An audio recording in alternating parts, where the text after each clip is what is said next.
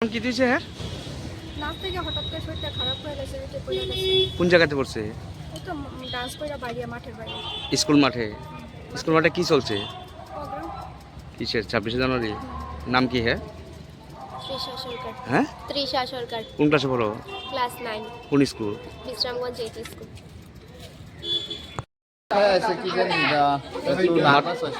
পড়ে গেছে মাথা ঘুরাইয়া?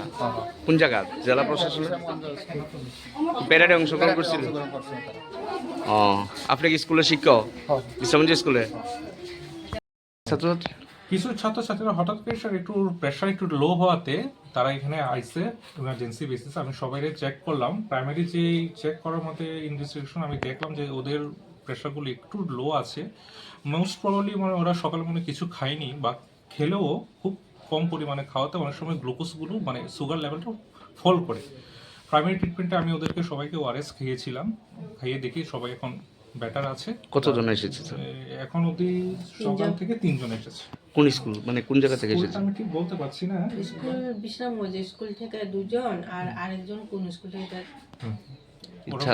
স্কুলে যে প্রোগ্রাম হচ্ছে এই প্রোগ্রাম থেকে না? হ্যাঁ হ্যাঁ, 26শে জানুয়ারি। 26শে জানুয়ারি। ওই অনেক সময় অনেক ছাত্ররা কি হয় সকালবেলা অনেক সময় ব্রেকফাস্ট না করেই স্কুলে চলে যায়, এই কারণে অনেক সময় প্রেশার ফল করে, সুগারটা ফল করে। তাদের সঙ্গে কোনো আধিকারিকরা এসেছিল? হ্যাঁ, স্কুলের টিচাররা এসেছিল।